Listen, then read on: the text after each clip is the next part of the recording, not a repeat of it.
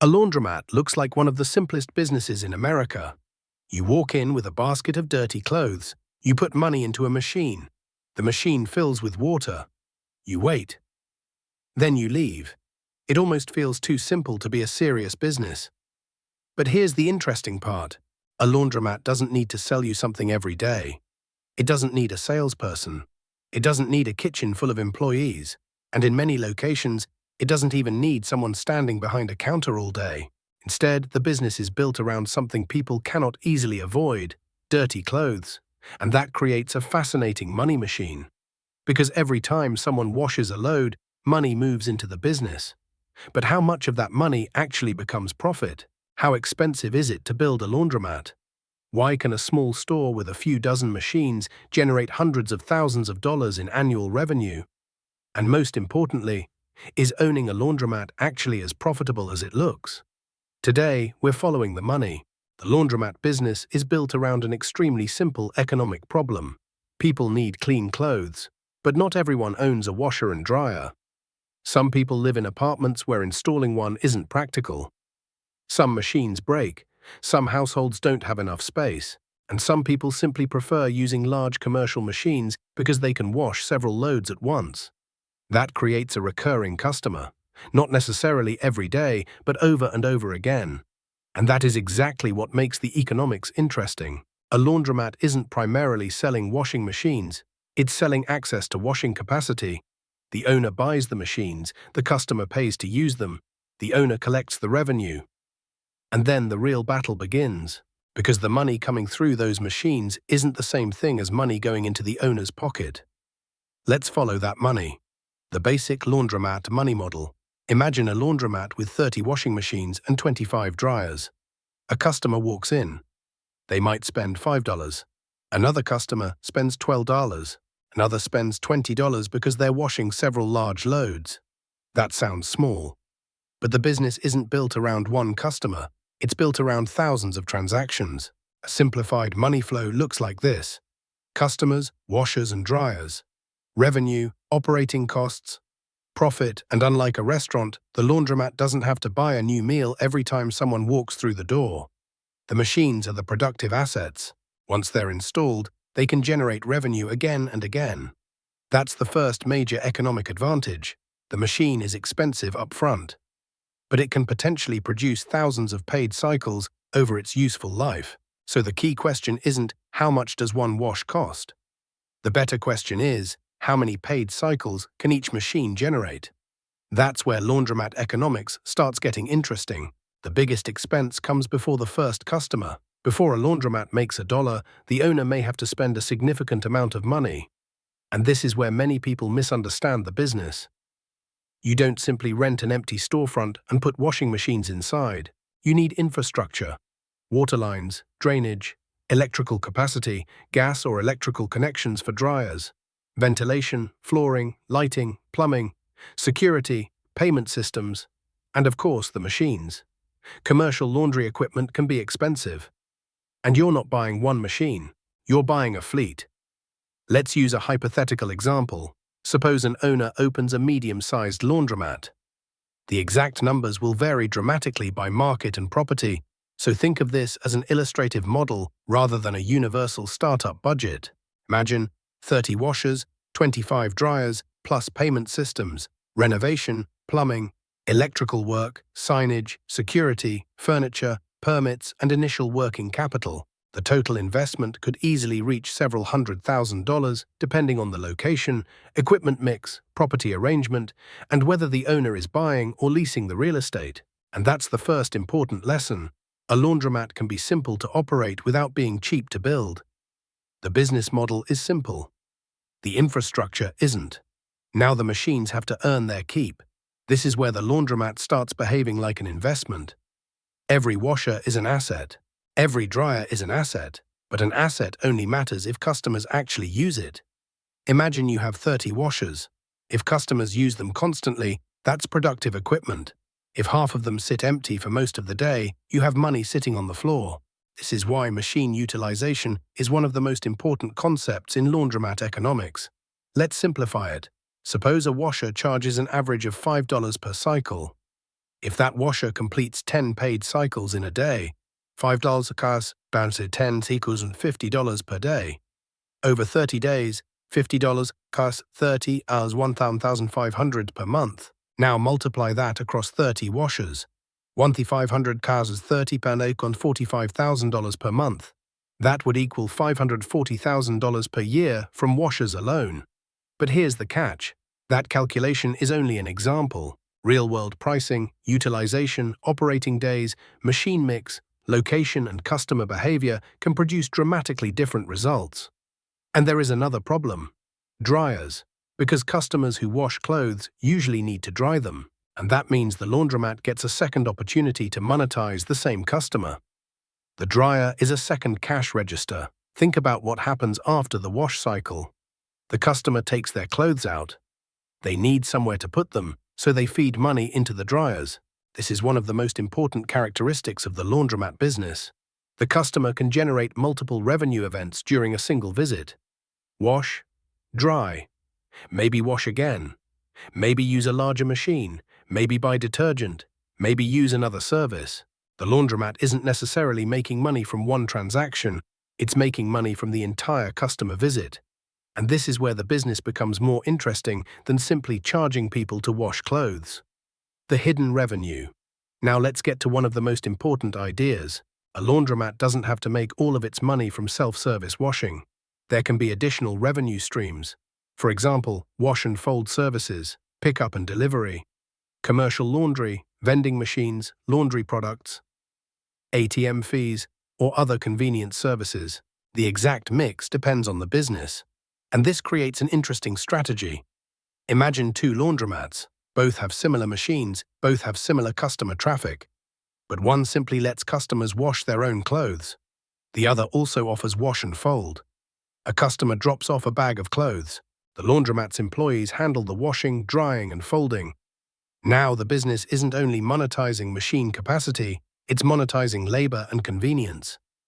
And convenience can support a much different price structure. That's one of the biggest hidden economics in the industry. The machine brings people through the door.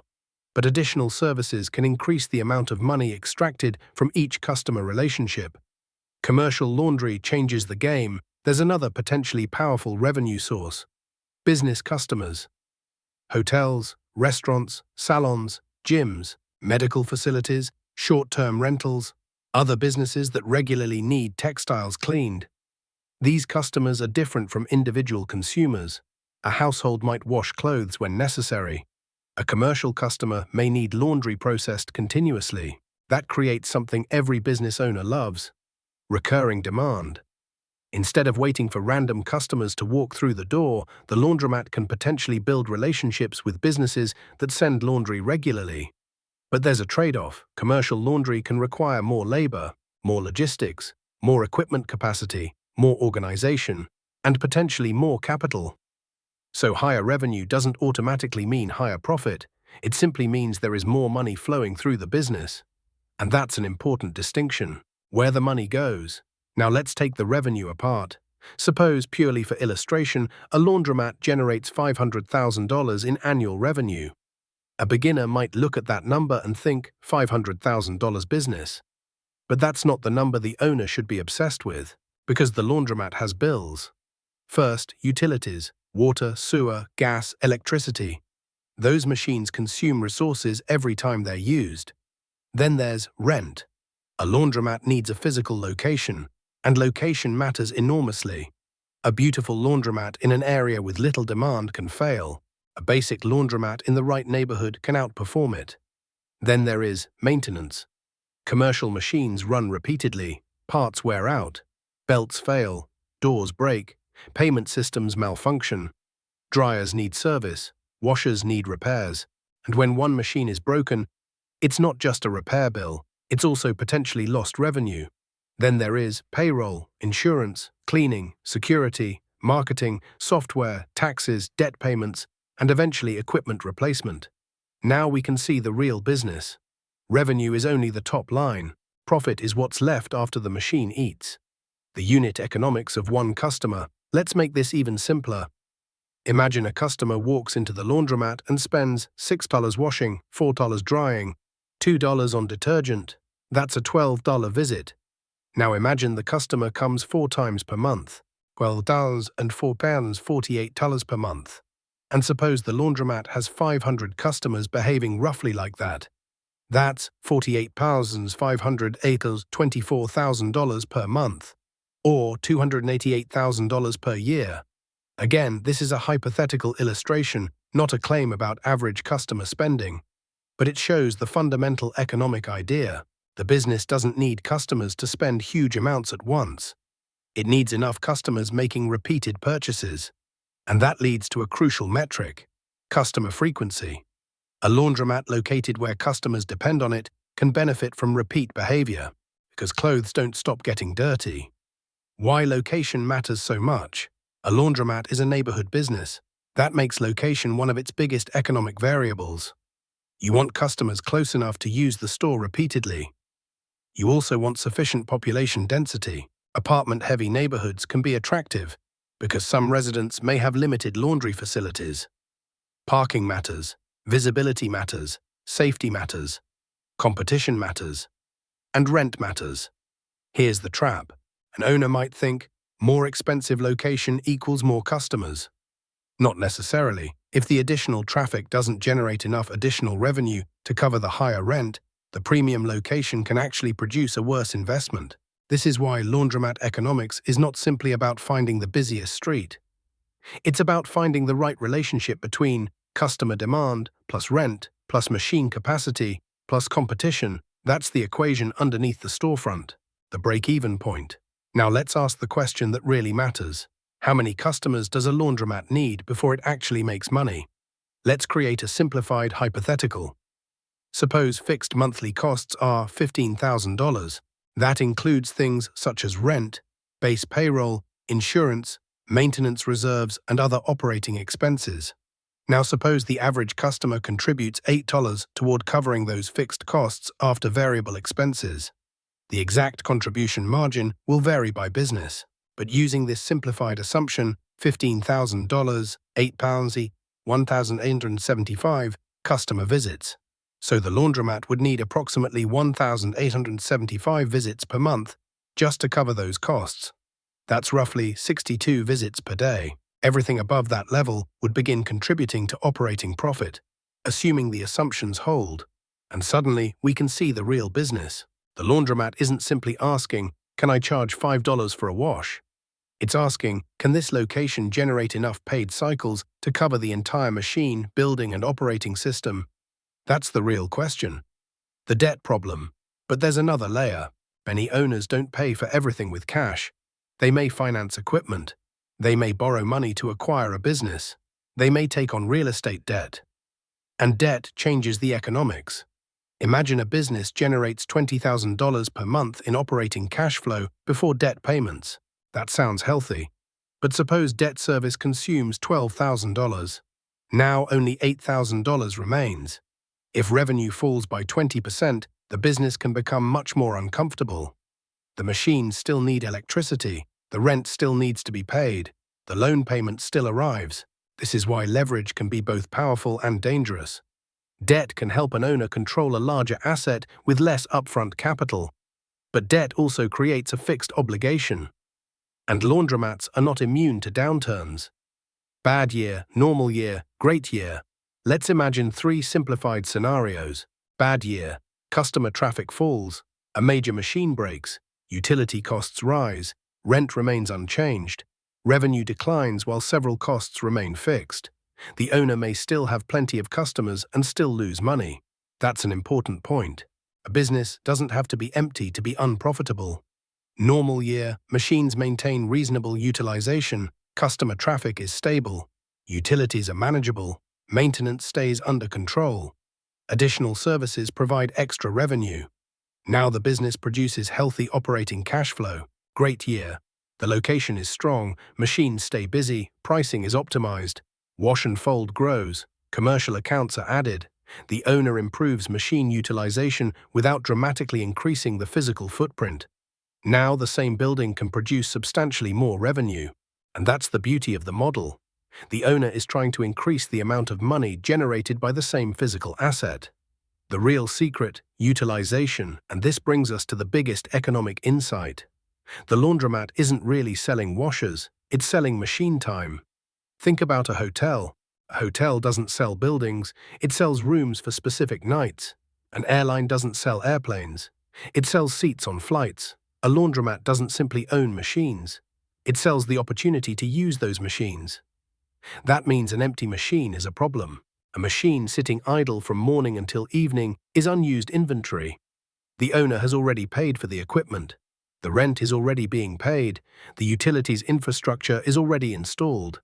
But the machine isn't generating revenue. So increasing utilization can be incredibly powerful. And this is why location, operating hours, cleanliness, pricing, and customer experience matter. They are all mechanisms for getting more productive use out of the same asset base. Why cleanliness can actually be a financial strategy. Here's something that seems superficial, but is actually economic. Cleanliness. A customer isn't only choosing a washer, they're choosing where to spend their money repeatedly. If one laundromat is dirty, poorly lit, and has broken machines, while another is clean, safe, and well-maintained, customers may be willing to travel farther. That affects customer retention. And retention matters because acquiring a new customer can be more expensive than keeping an existing one. So cleaning the floor isn't just about aesthetics. Keeping machines working isn't just about appearance. Maintaining the customer experience can protect the revenue stream. In other words, customer experience can become an economic moat. Not an enormous one, but in a local market, sometimes small advantages matter. The business can make money while the owner isn't there. This is another reason laundromats attract investors. The business can potentially be operated with relatively limited on-site staffing compared with many other consumer businesses. There is no chef preparing food, no large sales team, no table service, no inventory of hundreds of products. A well-designed operation can automate payment collection, security monitoring, machine tracking, and other routine processes. But low labor does not mean passive. Someone still has to clean the store. Someone has to repair machines. Someone handles customer issues. Someone manages suppliers. Someone monitors finances. Someone deals with vandalism or equipment failures. And if the owner ignores the business completely, the economics can deteriorate quickly. So the more accurate description is potentially semi-automated, not magically passive.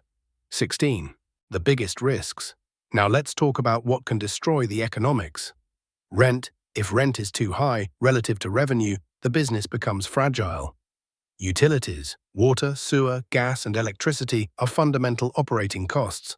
When usage costs rise, margins can shrink. Equipment. Machines are productive assets, but they eventually require repair or replacement.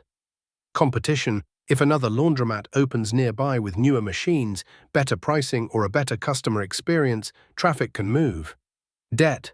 Large fixed payments can become dangerous when revenue falls. Location. A weak location can limit customer volume regardless of how beautiful the store is. And finally, demand. The business depends on people needing laundry services. If the local customer base changes significantly, the economics can change too. This is why buying a laundromat is not simply buying a collection of machines. You're buying a local economic ecosystem. Why some laundromats are much more valuable than others. Two laundromats can look almost identical from the outside. 25 washers, 20 dryers. Same city. Similar prices. But one can be dramatically more valuable. Why? Because the underlying economics are different. One might have better machine utilization, lower rent, better equipment, more repeat customers. Commercial accounts, wash and fold, longer operating hours. Better management, lower debt, lower utility costs, and stronger neighborhood demand. So when investors evaluate a laundromat, the question shouldn't simply be, how much revenue does this store make? It should be, how durable is the cash flow? Because a business producing $400,000 in revenue with terrible margins isn't necessarily better than a business producing $300,000 with stronger economics. The most important number isn't revenue. This is where many inexperienced buyers get trapped. A seller says, this laundromat does $500,000 a year. That sounds impressive, but the buyer needs to ask, how much is rent? How much are utilities? How much is payroll? How old are the machines? How much maintenance was required? How much debt will I need? How much owner labor is hidden inside the business? How much cash actually remains? Because the difference between revenue and owner cash flow can be enormous. And if you're buying the business, you aren't buying the revenue. You're buying the future stream of economic benefits produced by the business. That's a completely different question. So what do most people misunderstand about laundromats? They think the business is about washing clothes. It isn't. Not really. The deeper business is about monetizing expensive equipment repeatedly. The owner invests heavily up front, then tries to keep those assets productive for as many hours as possible. Every wash cycle generates revenue. Every dry cycle generates revenue. Every additional service increases revenue per customer, and every unnecessary expense attacks the margin. That's why the laundromat business can look almost boring from the outside while being surprisingly sophisticated underneath. It's an asset utilization business, and the owner is essentially asking one question every day. How much money can I generate from this square footage and this equipment? That is the game. So is a laundromat actually a good business? The answer is, it can be. But it is not automatically a good investment. A strong laundromat may have recurring demand, relatively predictable customer behavior, multiple revenue opportunities, and the ability to generate revenue from the same equipment repeatedly. But the capital requirements can be significant. Equipment can be expensive. Utilities matter. Maintenance matters. Location matters enormously. Competition matters. And debt can turn a good business into a dangerous one. The best opportunities aren't necessarily the prettiest laundromats. They are the ones where the economics work. A buyer wants to see strong demand, reasonable occupancy costs, reliable equipment, healthy machine utilization, sustainable pricing, controlled operating expenses, and enough cash flow to justify the capital invested. Because at the end of the day, you're not buying washers. You're buying a machine that converts space plus equipment plus customer demand into cash flow. And that's why laundromats remain such an interesting business model. Conclusion: the next time you walk past a laundromat, look at it differently. Don't just see rows of washing machines. See the money system underneath them. A customer walks in. Money goes into a machine. Water and electricity are consumed. The machine completes a cycle. The customer pays again to dry the clothes. Maybe they buy detergent. Maybe they return next week. Maybe a local business sends hundreds of pounds of laundry. And somewhere behind all of that activity, the owner is trying to answer one question. Is the cash coming out greater than the cash going in? That's the entire business. The machines are only the visible part. The real asset is the recurring demand. The real challenge is utilization. The real enemy is fixed cost. And the real prize is predictable cash flow. Because businesses don't become valuable simply because they generate revenue. They become valuable when they can repeatedly turn revenue into profit. And that's the lesson behind the laundromat. Don't just look at the machines, follow the money. If you enjoyed this breakdown, subscribe to Money Behind for more stories about the businesses, industries, and assets that quietly move money every day. And here's the question: would you actually invest in a laundromat if the numbers worked? Or would you rather own a completely different type of business? Let us know in the comments.